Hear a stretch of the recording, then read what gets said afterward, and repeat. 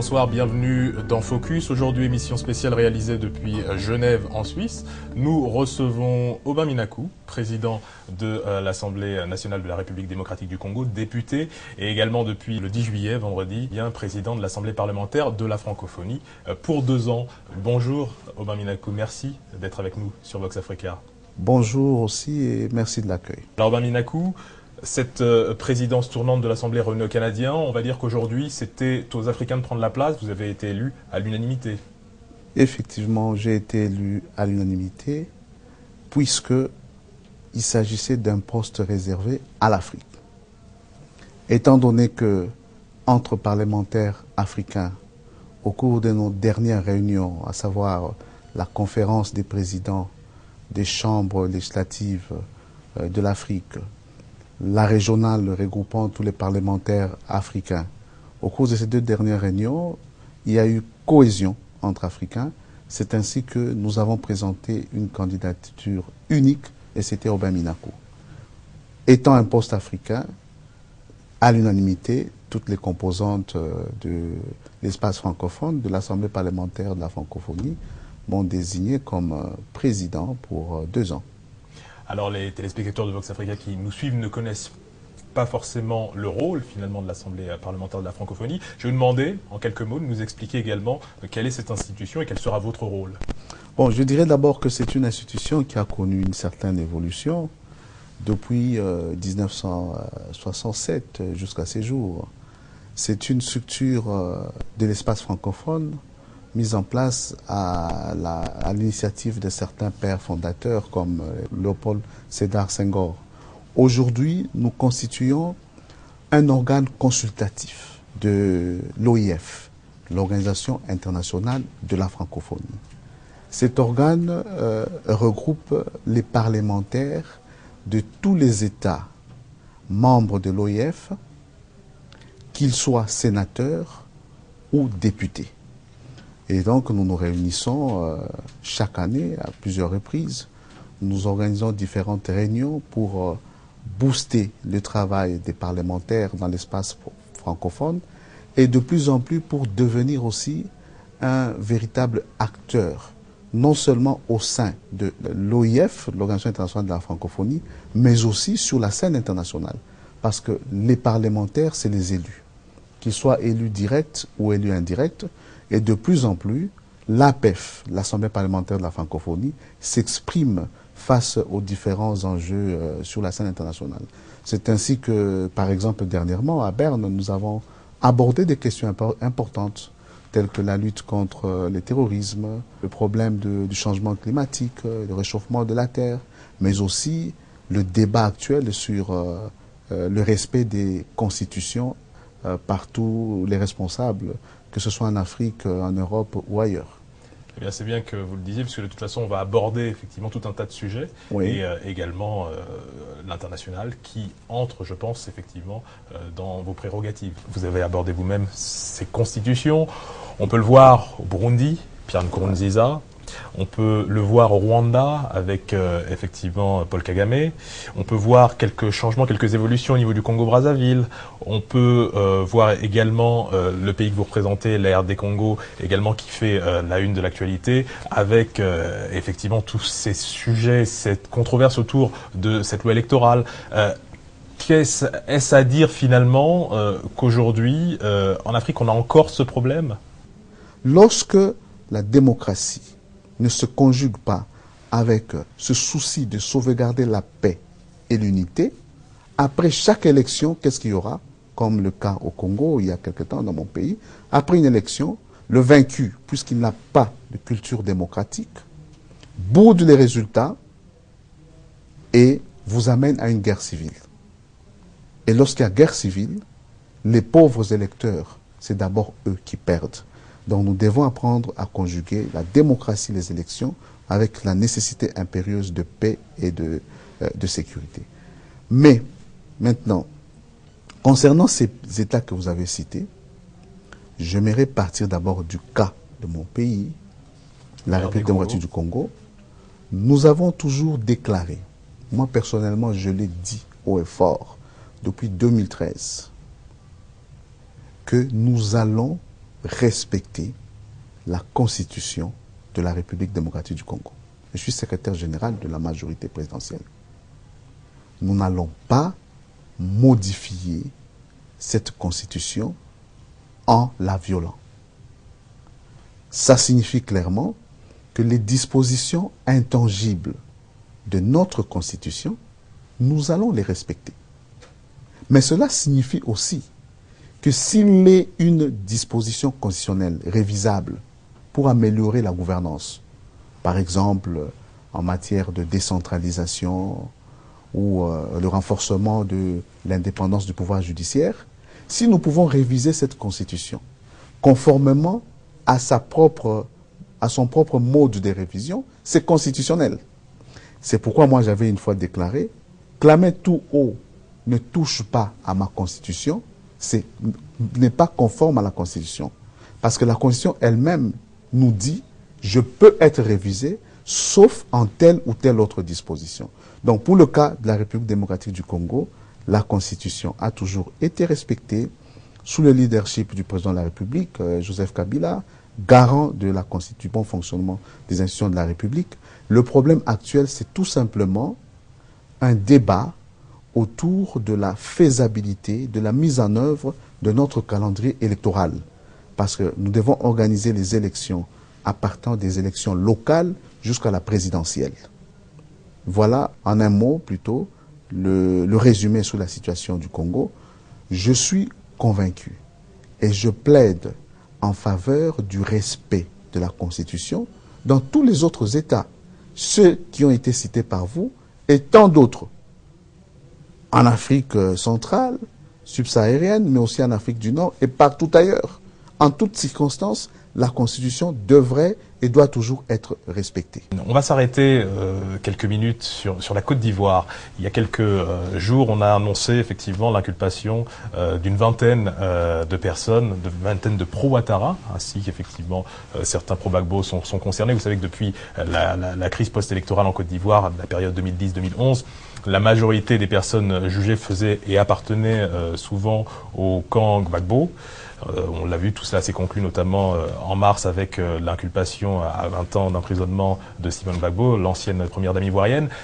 Cette annonce finalement de l'inculpation d'une partie du camp Ouattara, elle change beaucoup de choses, et notamment dans la perception qu'avait toute une partie d'ONG et d'ONG locales, bien sûr ivoiriennes, de ce clivage, finalement, voire d'une certaine partialité vis-à-vis de la justice. Laurent Gbagbo est à la CPI, à La Haye. Quelle est votre réaction par rapport à tout cela ?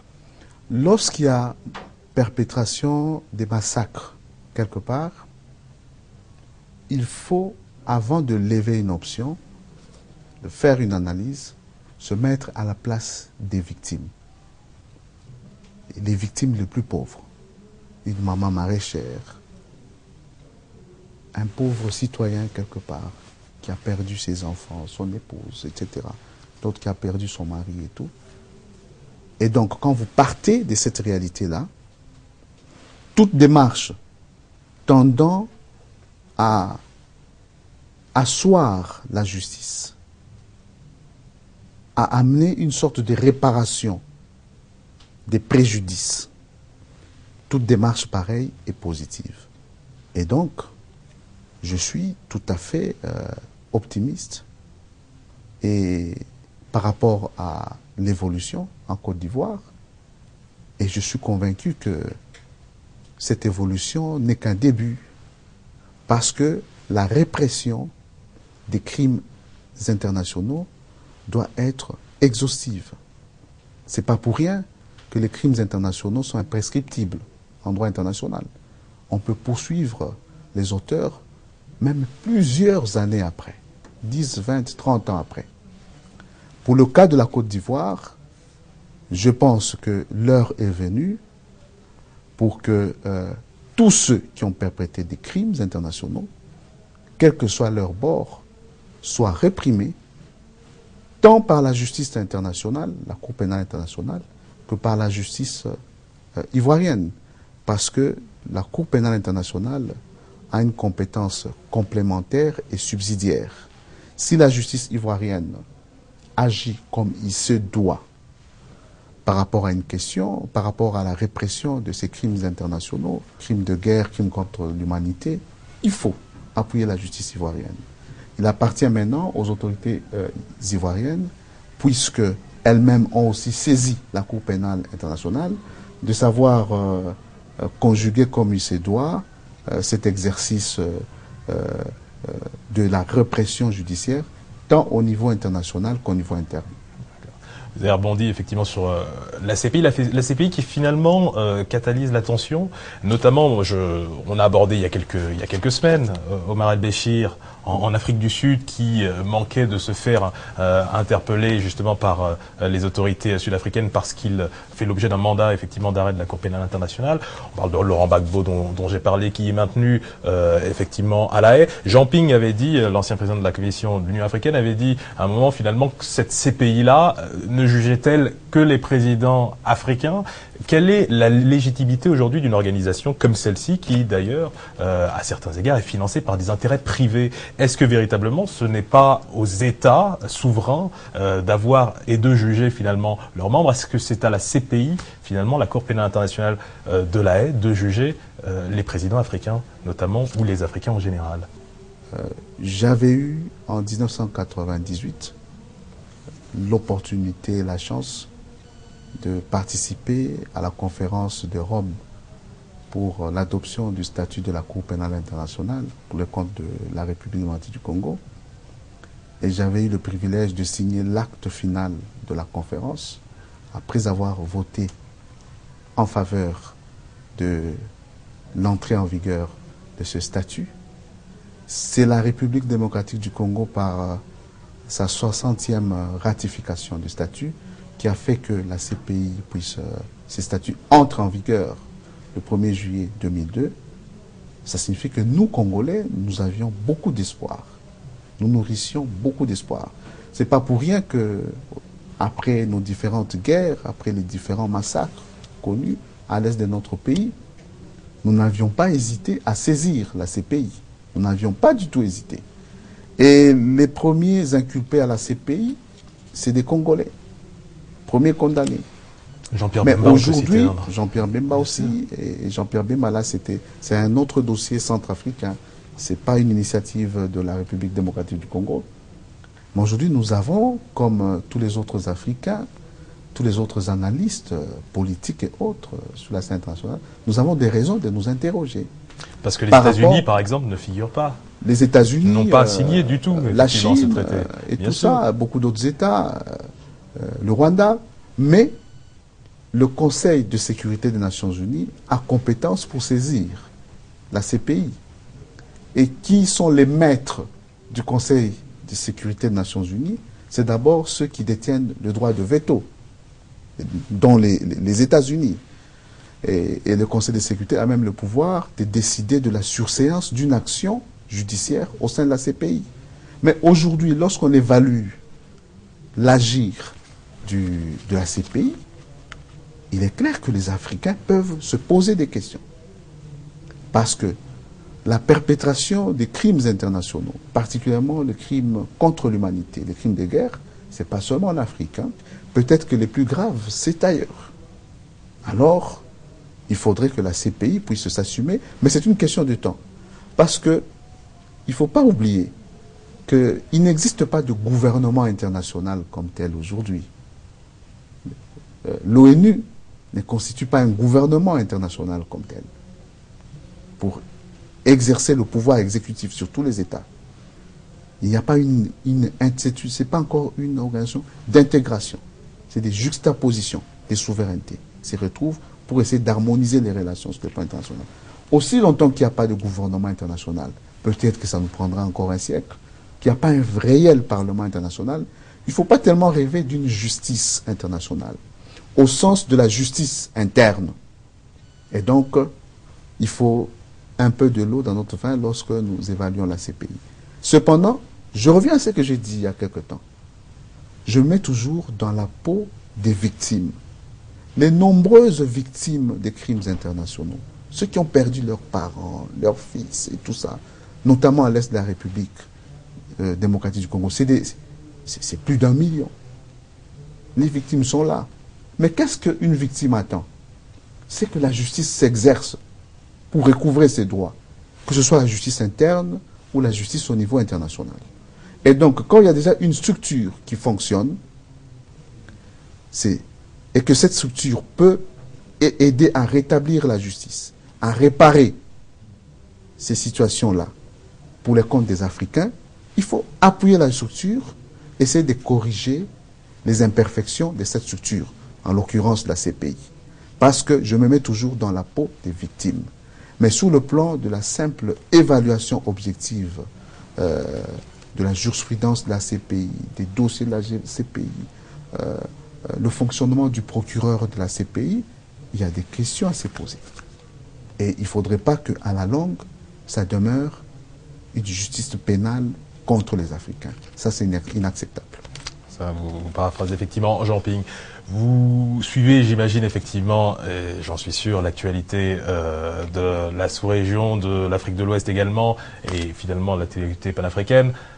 Le terrorisme, puisqu'effectivement, cette question, on en a parlé au début de l'entretien. Le terrorisme, hier, au Tchad, un nouvel attentat revendiqué par Boko Haram a fait 16 morts, dont la personne le kamikaze qui s'est fait exploser sur un marché. Le président nigérian, Muhammadu Buhari, a été élu. C'était son combat, son leitmotiv, en finir avec le terrorisme. Toute la région est bouleversée. On peut parler du Cameroun, on peut parler du Niger, on parle du Nigeria, on parle du Tchad. Finalement, on se demande, et d'ailleurs, lorsque nous organisons des émissions à Vox Africa, de nombreux téléspectateurs nous disent qui finance Boko Haram, d'où vient le terrorisme. Quelle est la résultante de tout cela aujourd'hui, puisque finalement le terrorisme est en Afrique, et est aux portes même de l'Afrique centrale, est lié par le Cameroun. Comment fait-on aujourd'hui? On a parlé de la création prochaine d'une coalition, d'une force internationale, d'une coalition qui est déjà d'ailleurs en mouvement avec le Niger, avec le Tchad, avec le Cameroun. Mais comment fait-on pour endiguer cette menace qui pourrait paralyser tout le continent? Effectivement, ce qu'on a connu, c'est hier ou avant-hier au Tchad, m'a beaucoup peiné parce que je me suis dit, voilà un État, le Tchad, qui n'était pas directement attaqué il y a quelques mois, qui dispose d'une certaine capacité militaire dissuasive et d'attaque, qui avec courage s'est impliqué pour lutter contre le terrorisme international, s'est impliqué, alors que d'autres armées avaient beaucoup de difficultés. Et maintenant, cet État est touché au cœur, c'est-à-dire dans la capitale, au marché. C'est très dangereux parce que là, s'il n'y a pas de solution immédiate et sérieuse, l'objectif poursuivi par ces terroristes risque d'être atteint, c'est-à-dire démoraliser les Africains, particulièrement à l'ouest et au centre aussi, démoraliser toute initiative. Et si il n'y a pas d'action à l'unisson, nous les Africains et tous les autres, parce que c'est aujourd'hui une menace mondiale grave, plus qu'Ebola. Par exemple, si nous ne nous mettons pas ensemble, vraiment nous risquons de connaître une situation catastrophique. Mais il faudrait d'abord noter que, en tout moment, que tout acte de terrorisme est condamnable et doit être sérieusement condamné, sans gêne, sans détour, sans nuance. Parce que le terrorisme n'a pas de sens, ni d'essence, ni de signification. Il faut condamner avec fermeté. Parce que là encore, c'est des victimes qui tombent. Des victimes, des touristes, des élèves, des mamans qui sont allées au marché, qui tombent, qui n'ont rien à voir avec tout ce combat-là. Ça signifie que nous devons commencer à imaginer et à mettre immédiatement en œuvre des solutions, des idéalistes, si je peux m'exprimer en ces termes. Il faut une armée internationale. Vous avez parlé d'une coalition, mais on doit aller au-delà de ces réalités-là, coalition et tout. Il faut une véritable armée contre le terrorisme, une véritable police contre le terrorisme, il faut centraliser le renseignement, centraliser davantage le renseignement contre le terrorisme. Il faut un fonds mondial, peut-être le plus important, contre le terrorisme. Alors si vous le permettez, Aubin Minakou, on va terminer cet entretien par un sujet plutôt international pour finalement revenir en Afrique. La Grèce est au cœur de l'actualité en ce moment. La Grèce pourrait s'en sortir facilement, disent les spécialistes. Il suffirait qu'elle puisse dévaluer sa monnaie et donc sortir de l'Union européenne finalement. Ça pose finalement toute la question de la souveraineté monétaire, un vaste sujet, un sujet important puisque finalement cela conditionne les destinées de chaque pays. En Afrique et notamment dans la zone francophone, il y a cette question polémique depuis des années autour du franc CFA. Il y a de nombreux économistes qui se sont penchés sur la question. On peut les citer brièvement.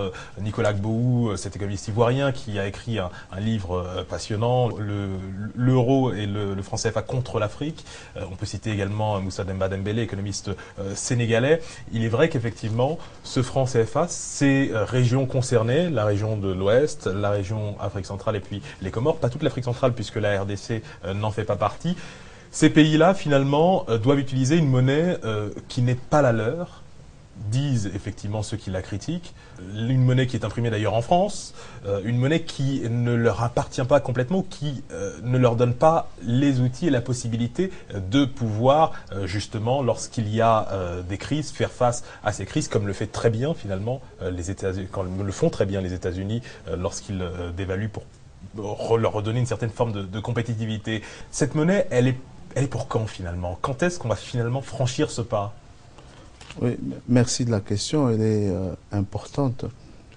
J'aimerais d'abord commencer par dire que l'une des marques de souveraineté de la République démocratique du Congo, de 60 jusqu'à ces jours, c'est que nous avons notre propre monnaie. Et je crois que c'est une particularité, mais aujourd'hui, avec l'évolution de l'économie sur le plan international, les réalités du capital international, il est clair que nous, Africains, nous devons commencer aussi à réfléchir, et à réfléchir sérieusement sur le schéma approprié pour disposer d'une monnaie unique. Un petit regard au passé de l'Europe, nous allons nous rendre compte que c'est tout un cheminement de la communauté européenne de charbon et d'acier jusqu'aujourd'hui, en passant par le traité de Maastricht qui a mis en place, je crois, la monnaie actuelle. Mais avant le traité de Maastricht, il y avait déjà une réflexion et une mise en œuvre intelligente, souple de cette réflexion à travers ce qu'on appelait l'écu. L'écu, qui n'était pas une monnaie d'échange, mais une sorte de valeur monétaire pour l'Europe.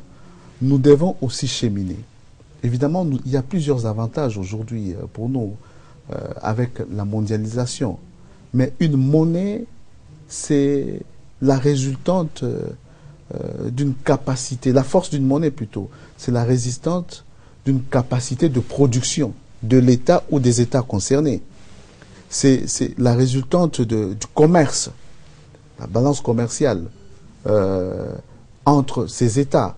Et donc il y a plusieurs réalités économiques qui doivent, à mon avis, être d'abord maîtrisées de façon systématique pour que nous planifions l'adoption d'une monnaie unique. Mais cela, à mon humble avis, peut encore nous prendre un peu de temps au niveau africain, même au niveau des sous-régions africaines.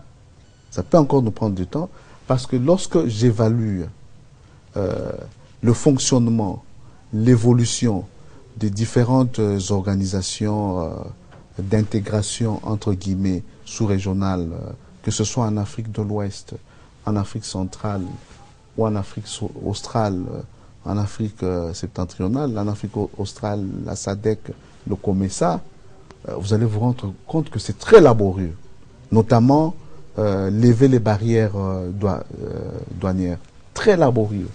Tous ces processus-là d'échange économique et commercial, encore très laborieux.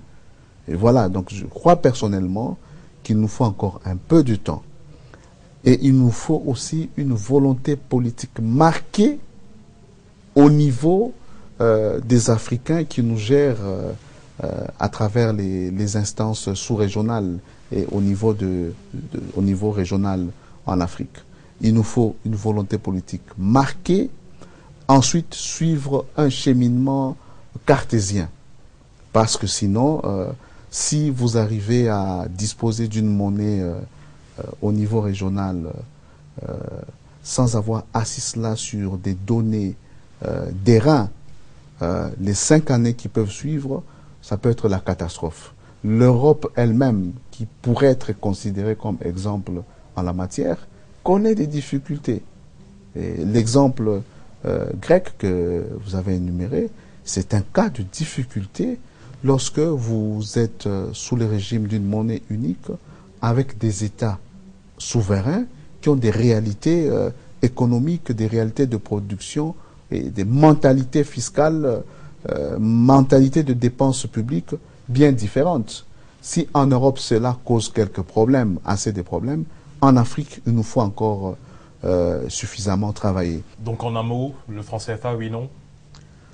Le franc CFA, oui ou non, bon. Je crois que jusque-là, ça se passe pas si mal que ça.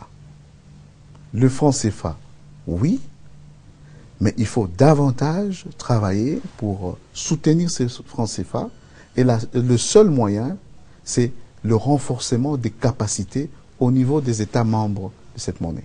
Et voilà, ce sera donc le mot de la fin. Merci Obama Minaku. Je rappelle aux téléspectateurs de Vox Africa qui nous suivent que vous êtes député, président de l'Assemblée nationale congolaise et depuis le vendredi 10 juillet, président de l'Assemblée parlementaire de la francophonie. Un mandat pour 2 ans. Voilà, émission spéciale organisée ici à Genève. Merci à vous.